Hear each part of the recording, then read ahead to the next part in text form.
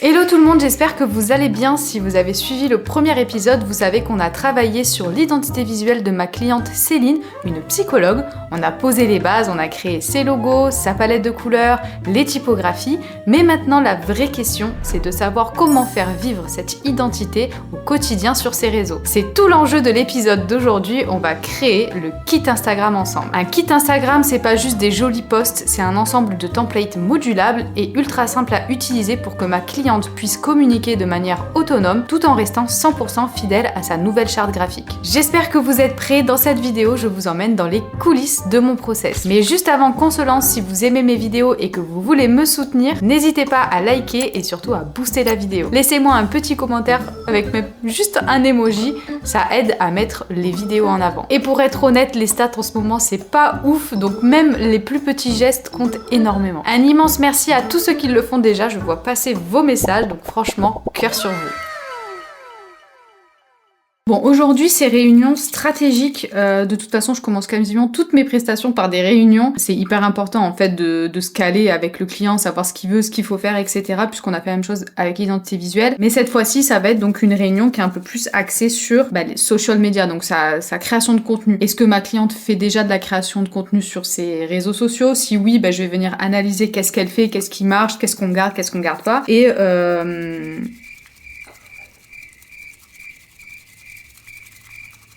Et si elle communiquait pas sur ses réseaux sociaux et que maintenant elle veut communiquer, justement, quel type de post, quel type de template on va créer, puisque un kit Instagram, moi j'ai un peu une trame de, voilà, on fait tant de carousel, tant de couverture de réel, etc. Mais en fonction du client, si par exemple demain le client il me dit je fais pas du tout de vidéos ou au contraire je fais que des vidéos, je vais adapter le kit à ses réels besoins. Donc là on vient de discuter de ça. On va se dire voilà, on a besoin de 2 carousels éducatifs, j'ai besoin de 4 couvertures de reels de réel parce que c'est ce que je fais beaucoup. En story, j'ai besoin d'un template d'avis client, par exemple. Enfin voilà, on vient un peu guider tout ça. Quels vont être les futurs besoins de la marque dans sa communication. Je vous fais un petit plan à esthétique de mon matcha, histoire d'en foutre de partout avant de me mettre au travail.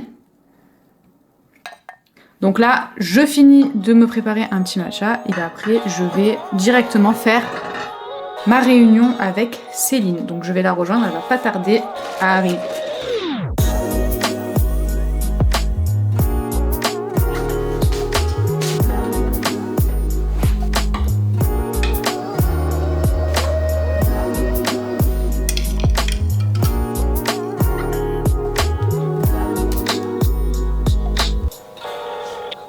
Bonjour Céline, comment tu vas?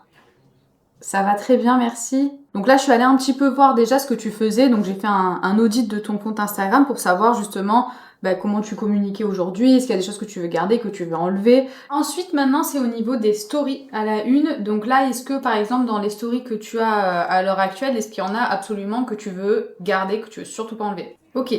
Donc oui, effectivement, ce qui est hyper cohérent, ça va être de garder forcément les avis, donc les témoignages, ça, il en faudra un. Je pense que juste une story simple, unique, suffira. Ok, je bois, j'ai trop parlé, j'ai même pas bu mon matcha. Alors, donc la réunion s'est super bien passée. De toute façon, Céline est vraiment une personne incroyable, donc c'était très très cool. Comment on a réparti le kit? En gros, donc on va faire 5 stories à la une, avec un qui suis-je, avec la présentation de ses offres, avec des témoignages, etc. Ensuite, on va faire 2 carousels, donc des carousels éducatifs. Un carrousel psycho-éducatif et un carrousel qui va combiner à la fois le qui suis-je et la partie offre, présentation de ses offres. Donc c'est un peu le même qu'il y aura en fait story mais qu'on va mettre au format carrousel. Ensuite on va lui faire 6 couvertures de réel puisque Céline fait beaucoup de réel donc c'est quelque chose que je veux absolument qu'elle garde. Donc on va lui faire 6 couvertures de réel pour lui montrer où mettre son texte, comment faire des choses un peu plus cohérentes qui pourraient être jolies dans le feed. Je vais également lui faire 2 tunnels story, ça je vous en ai déjà parlé, donc un tunnel pour présenter ses offres et un tunnel pour montrer qui elle est, son expertise, etc. Et une story unique pour les feedbacks, pour les avis clients. Donc tout ça, elle les remettra après dans les stories à la une. Voilà, je crois que j'ai rien oublié. Je vais également lui faire une photo de profil. Donc elle va faire en fait des photos là un peu plus professionnelles que ce qu'elle a déjà. Et moi derrière, je m'occuperai en fait de lui faire les retouches sur la photo pour que ça colle avec la lumière et les couleurs de son identité visuelle. J'essaierai également de lui trouver un ensemble d'illustrations, mais bref, on en reparlera juste après. Là, ce que je vais faire, c'est que cet après-midi, je vais me prendre quelques heures pour un peu brainstormer, poser un peu toutes les idées, essayer de voir un peu ce qui se fait, ce que j'aime bien, ce que j'aime pas, etc. pour voir un petit peu placer mes idées, et comme ça, demain ou après-demain, je pourrai commencer à faire la création du kit. Maintenant que je sais exactement de quel format ma cliente Céline a besoin, je me jette pas tout de suite sur la créa, je m'accorde toujours une session de brainstorming et de recherche d'inspiration. Alors je vais faire un tour sur Pinterest, je fouille sur Instagram, j'analyse ce qui se fait dans son secteur d'activité, mais aussi ailleurs, pour choper des idées de mise en page un peu originales. Je commence à imaginer comment mettre en application l'identité visuelle qu'on a créée à l'épisode 1. D'ailleurs, si tu l'as pas vu, je t'invite à aller voir l'épisode 1 sur la création d'identité visuelle. Et maintenant qu'on a le plan de route, je vais pouvoir passer à la créa. Aujourd'hui, je vais commencer par travailler sur Figma. Donc moi, j'ai fait le choix de travailler sur Figma pour tout ce qui est partie réseaux sociaux, que ce soit pour mes propres réseaux sociaux ou pour ceux de mes clients. Je commence toujours par travailler sur Figma. En tout cas, pour tout ce qui est maquettage. Après, vous verrez, je passerai sur Canva. D'ailleurs, je commence pas par créer tout de suite les templates. Ce que je vais commencer à faire, c'est faire un peu la devanture. Donc je vais prendre un faux feed Instagram et je vais commencer un petit peu à placer les premières slides de mes carousels, les couvertures de mes réels, enfin voilà, je vais mettre vraiment juste les premières slides et après seulement je viendrai développer l'intérieur, les déclinaisons dans Canva. Pourquoi je fais ça? Parce que ça me permet déjà de venir un peu positionner mes contenus et ça me permet de tester un peu l'équilibre visuel. Est-ce que les couleurs elles s'enchaînent bien? Est-ce que par exemple je peux mettre à deux endroits un carrousel éducatif mais avec deux variantes différentes, deux couleurs de la palette différentes? Est-ce que la typographie elle est assez lisible sur la devanture sur un feed Instagram quand un client va venir sur le feed? Est-ce que tout est lisible? Est-ce qu'on comprend ce qu'elle fait? Est-ce qu'on comprend l'ADN? Est-ce que on comprend l'univers de la marque? Comment j'intègre des photos? À quelle fréquence? Etc. Sur Figma, pourquoi? Déjà Figma, je peux l'utiliser hors ligne. Je peux l'utiliser si je change d'ordinateur. J'ai pas besoin, Illustrator, etc. d'avoir quoi que ce soit. Je peux le faire de n'importe où. Ça me demande pas beaucoup d'énergie, on va dire, sur l'ordinateur. Je peux visualiser aussi très bien sur mon téléphone, puisque là on est sur des réseaux sociaux, donc un format qui va être assez petit, donc je peux venir checker vite fait Figma avec mon téléphone, voir si c'est bien lisible, etc. Je le fais pas sur Canva directement. Pourquoi aussi? Parce que sur Figma, je peux avoir une vue d'ensemble. J'ai un tableau de bord en fait qui est un peu infini, où je peux mettre mes inspirations, mon brainstorming, ma direction artistique que j'ai déjà créée. Je peux mettre le feed que je prévisualise et je vois ça tout d'un coup d'œil. Alors que sur Canva, vous faites fichier par fichier et ça, c'est assez dérangeant. Donc je préfère faire ma vue d'ensemble sur Figma et après, je passe au maquettage sur Canva. Voilà, donc là on va commencer déjà à faire cette petite devanture, commencer à travailler un peu le premier visuel du feed Instagram et après on verra sur Canva. Donc toujours sur mon plan Figma comme je vous ai montré tout à l'heure, donc je vais avoir les inspirations que je me suis mis d'hier, plein de petites inspirations de devanture. En fait c'est exactement ça que je vais créer pour ma cliente et après je viendrai décliner l'intérieur. Bref. Ensuite on a la composition du kit, donc on va avoir les stories à la une, ça va être juste les couvertures, les highlights. Ensuite, on va avoir donc les deux carousels, on va avoir les 6 couvertures de réel, on va avoir les 2 tunnels de story et on va avoir la story unique pour les avis.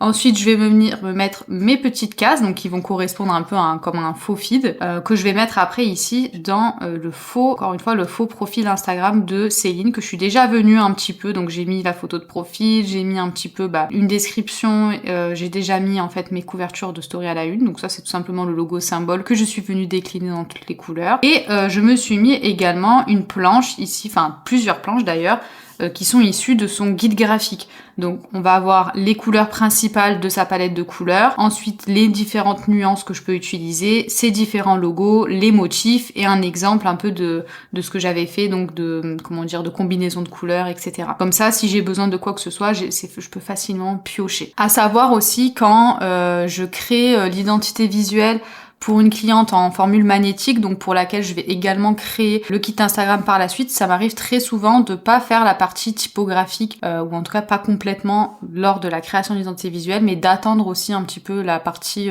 création du kit Instagram pour pouvoir plutôt s'amuser à ce moment-là avec les polices. Donc je fais une présélection de police, on va dire, mais ça peut m'arriver de changer une fois que je suis dans le feed. Bref. Donc là, la première chose que je vais faire déjà, c'est venir un petit peu jouer avec avec ma palette de couleurs sur mon feed. Donc là, pour Céline, ce que j'avais en tête, c'était plutôt de faire un espèce de feed en damier. Je veux pas non plus que ce soit trop contraignant. Donc ça sera en damier, mais vous allez voir, elle pourra facilement l'utiliser. Donc là, tu vois déjà, avec cette manière de faire, je fais comprendre déjà à ma cliente que le rouge, elle va l'utiliser, mais par petites touches, ça sera pas forcément une couleur vraiment dominante, c'est pas celle avec laquelle elle doit l'utiliser. D'ailleurs, c'est déjà ce que j'essaye de lui faire comprendre dans le guide graphique, le rouge, elle va l'utiliser, mais à petite dose. Celle qu'elle pourra à la limite l'utiliser le plus, c'est la couleur la plus claire, donc là je l'ai mis 2 fois, et cette couleur-là, donc à la limite, on pourrait se la rajouter dans d'autres exemples. Ensuite, tout le reste, ça va être des photos. Dans le guide graphique, donc dans la création d'identité visuelle, etc., j'avais déjà fait quand même pas mal de sélections de photos qui pourrait potentiellement se rapprocher de photos que Céline va prendre elle dans son quotidien, ou alors ce sera des photos qu'elle pourra très bien réutiliser, c'est des photos libres de droit. En général je vais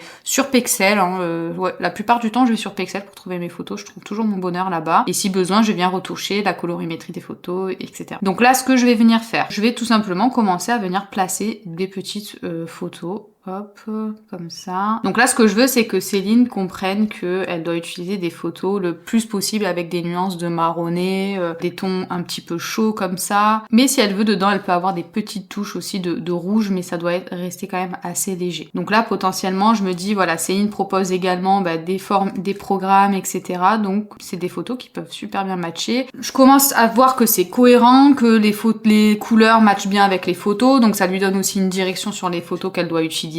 Allez, je vais essayer d'en développer juste une devanture avec des tests de texte, etc. Et après, une fois qu'on aura tout vu, on ira sur Canva pour développer l'intérieur.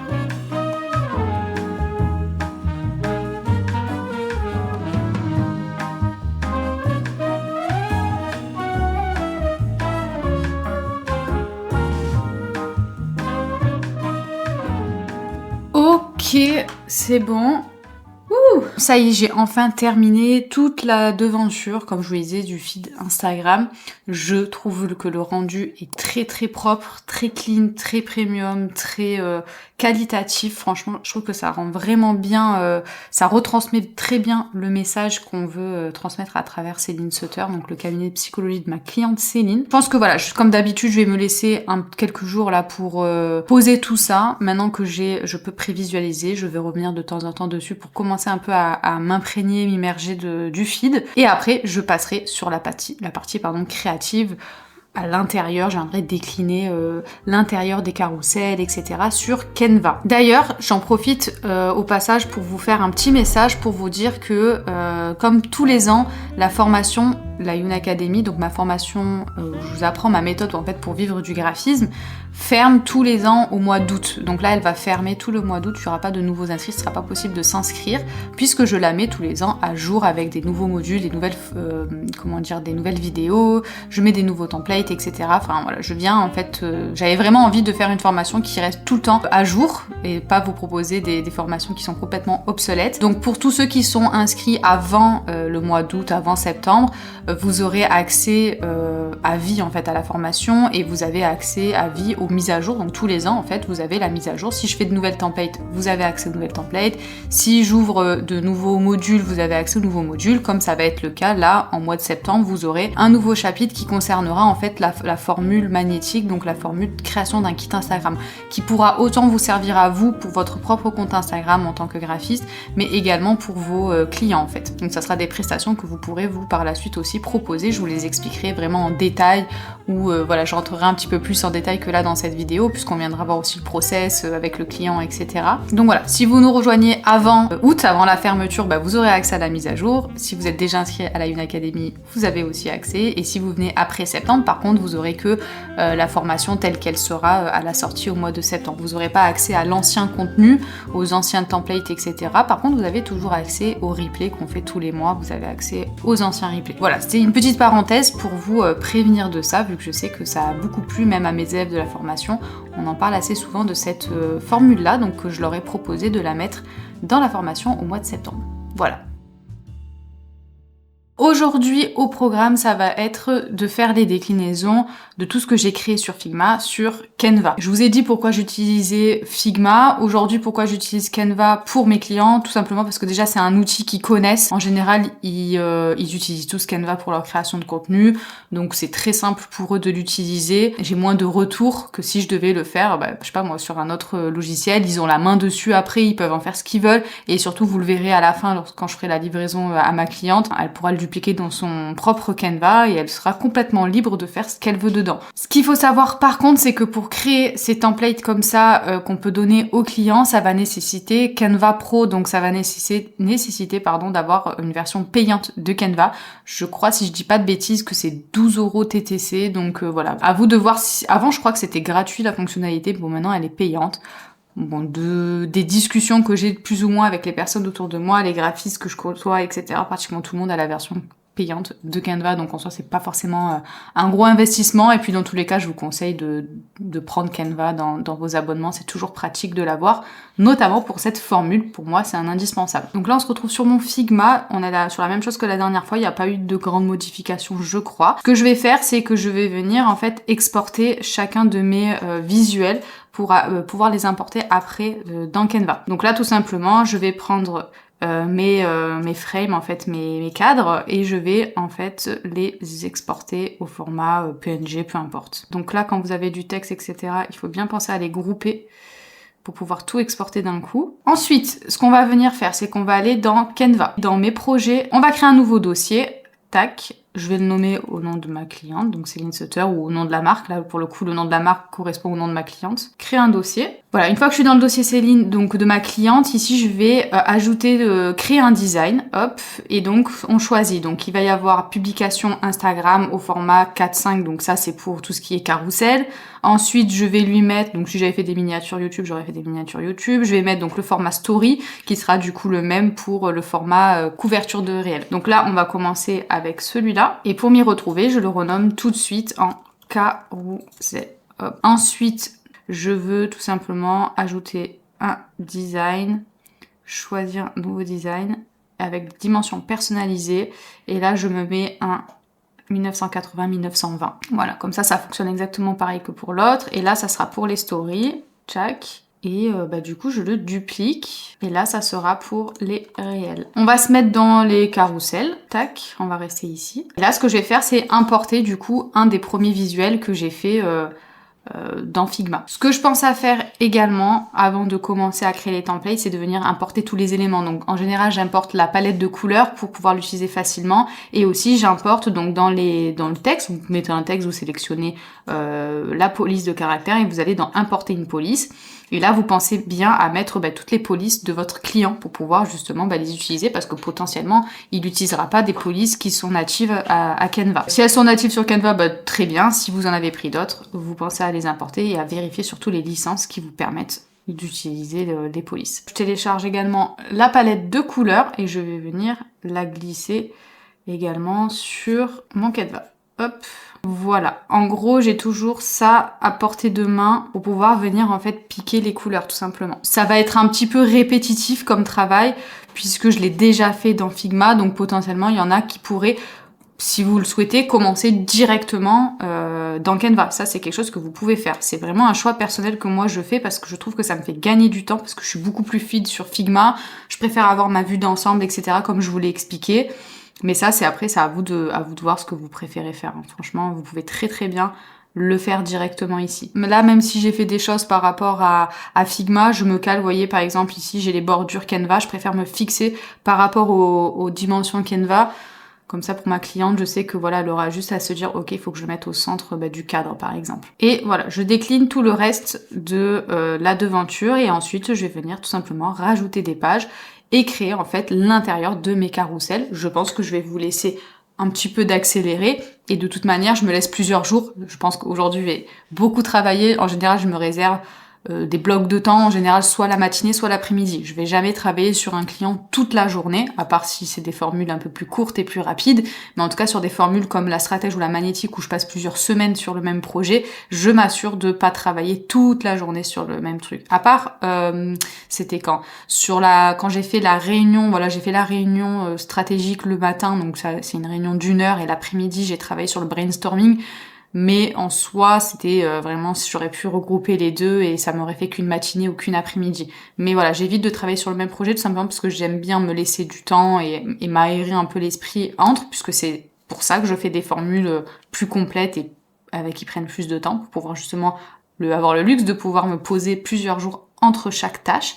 Et c'est ce que je vais faire là. On va dire que la création de ce kit-là, en tout, ça me prend 15 jours. En plus de la création de l'identité visuelle, je rajoute 15 jours. Et donc, on va dire que la partie création des templates, sur les 15 jours, je pense avoir bien une semaine complète qui est dédiée à la création. Donc voilà, entre ce que j'ai fait sur Figma, entre ce que je vais faire là, donc voilà, j'essaye de vraiment aérer et espacer. Et voilà, donc je continue à faire un petit peu mes templates, l'intérieur, tester des choses. Et on se retrouvera, je pense, demain ou peut-être après.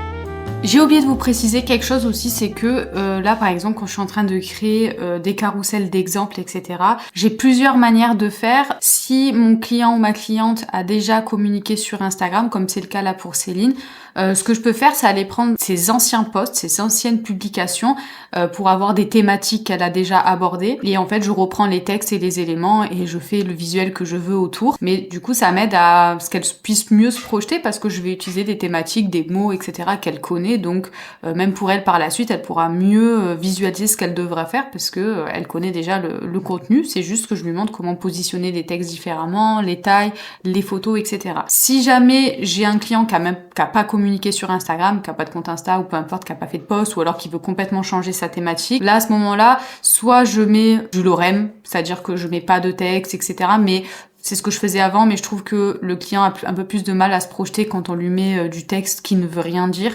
Donc ce que vous pouvez faire, c'est par exemple envoyer à l'IA, donc peu importe celle que vous utilisez, un petit peu la thématique, l'univers de la marque, etc., son pourquoi, ce qu'elle veut transmettre, et essayer de trouver des idées de post. Alors vous pouvez prendre juste une idée de post et vous la décliner sur les réels, vous n'êtes pas obligé de faire plein de posts pour votre client, vous pouvez juste en faire un, trouver une thématique, quelque chose à dire. Moi c'est un mélange. Vous voyez, par exemple, des fois, je vais mettre un peu de lorem quand j'ai les titres pour qu'elle puisse se projeter, mais que vraiment le texte à l'intérieur, je sais pas quoi dire, je vais lui mettre du lorem. Donc voilà, essayez quand même, ou soit d'inventer vous, soit vous allez prendre un article de blog, peu importe, en fait, trouver l'inspiration sur un post ou avec l'IA si vous voulez pas perdre de temps à réfléchir à ça, puisque c'est pas votre job. À ce moment-là, vous n'êtes pas community manager, vous n'êtes pas créatrice de contenu, là, vous êtes juste, je te montre, je suis graphiste, je te montre comment, du coup, mettre en page tes posts sur les réseaux sociaux.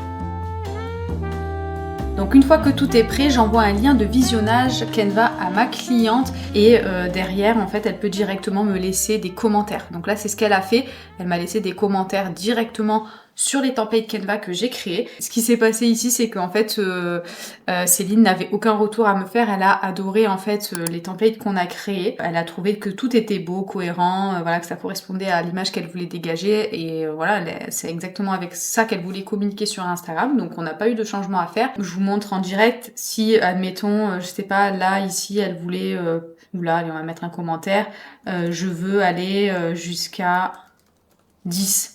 Je dis n'importe quoi. Ou par exemple ici sur le fond, elle peut me laisser un commentaire. Ici, le fond foncé, le fond plutôt en beige. Voilà, bref, je dis n'importe quoi, mais elle peut directement venir me laisser en fait ses commentaires et moi après en fait voilà, j'ai tous les commentaires et je peux faire mes affinements. La seule chose qu'elle m'a dit, donc ça concernait ici sa bio Insta, mais du coup ça on en a discuté, on a fait des petites modifs. Et surtout, voilà, on a discuté de ça puisque à la base je lui ai fait donc pareil une petite sélection de stickers qu'elle va pouvoir venir utiliser directement via la bibliothèque Canva. Donc c'est pas forcément des illustrations que j'ai créées moi, c'est quelque chose qu'on aurait pu ajouter en plus, mais comme Céline va avoir une très grande palette de thématiques différentes, c'était peut-être un peu compliqué en fait et je voulais qu'elle soit un peu plus autonome sur sa création de contenu, mais on aurait très bien pu rajouter dans ce kit en fait de la création d'illustrations. C'est quelque chose que j'ai fait avec une autre cliente, pareil sur une formule magnétique. D'ailleurs dites-moi en commentaire si vous seriez intéressé par une autre vidéo de ce style où je vous montre également la partie 1, la création d'identité visuelle, et épisode 2 avec la partie kit Instagram, puisque j'ai eu pas mal de clients cette année qui ont pris cette formule là. Donc on pourrait faire d'autres épisodes sans problème. Donc voilà, je lui avais fait cette proposition-là d'illustration un petit peu vintage, un petit peu vieillie, et elle trouvait que ça lui correspondait pas vraiment. Donc je suis partie plutôt sur ce style d'illustration-là, avec des petits liserés un peu dorés comme ça. Voilà, elle était beaucoup plus fan de cette version-là. Donc voilà, on a sélectionné ça, c'est la seule chose qu'on a modifiée, tout le reste est resté intact. Donc là, d'ici 1 heure, on n'a pas tout à fait fini la prestation, donc là, ce que je vais commencer à faire, c'est tout simplement, en fait, partager ce document avec ma cliente. Là, pour l'instant, le document Canva, il est vraiment sur mon logiciel, sur mon ordinateur, sur mon Canva à moi, et pour le partager avec ma cliente tout simplement, donc là par exemple je suis dans quoi là, je suis dans les carousels, tout simplement je vais aller dans partager, et en fait vous voyez c'est cette option là, donc lien du modèle qui est avec la petite couronne, ce qui signifie qu'il est disponible uniquement via Canva Pro, donc Canva payant. Donc là je vais faire lien du modèle, et du coup là ça va faire en fait un design que je pourrais partager, et donc je vais copier le lien, l'envoyer à ma cliente dans un document, donc avec tout, carousel, story, réel, etc. Et en fait ma cliente elle aura juste à cliquer sur ce lien et ça va tout simplement dupliquer ce modèle-là dans son propre Canva. Elle pourra faire les modifications qu'elle veut et moi je n'y aurai pas accès. Voilà, c'est exactement ce que j'utilise par exemple quand je vous partage des templates dans mon kit, etc. Enfin bref, tous les outils que je vous partage, quand ils sont via Canva, c'est exactement le même principe. Je viens créer un modèle sur Canva, je vous partage un lien et vous pouvez le dupliquer dans votre propre Canva. Je lui conseille toujours, dans le futur, elle va venir en fait modifier ses templates, de vraiment dupliquer le dossier que je lui ai envoyé pour pouvoir toujours y revenir et pas modifier ce que moi j'ai créé. Comme ça, au cas où elle veut revenir, elle a un doute, etc., elle me sollicite pas moi. Et elle est complètement autonome et elle peut y revenir derrière. Mais je ne lâche pas comme ça dans la nature ma cliente. On s'est fait un dernier atelier, une visio d'1 heure pour une prise en main. Je lui montre comment exporter sans perdre de qualité, comment respecter les marges pour que le texte ne soit pas coupé par l'interface Instagram et comment décliner ses propres posts rapidement. Voilà, on passe un petit peu en revue le b.a.-ba en fait de la création de contenu sur Instagram. Et voilà le résultat final. Franchement, je suis trop fière du rendu, je suis trop contente, je sais pas ce que vous en pensez. Je sais que ça va faire gagner un temps fou à ma cliente sur sa création de contenu. Vous avez été nombreux également à me demander un épisode sur la création de sites internet, donc je me le note. N'hésite pas à t'abonner pour être sûr de ne pas la rater, elle sort très bientôt. Et moi, je te dis à la semaine prochaine, jeudi 18h, pour une nouvelle vidéo. Bye!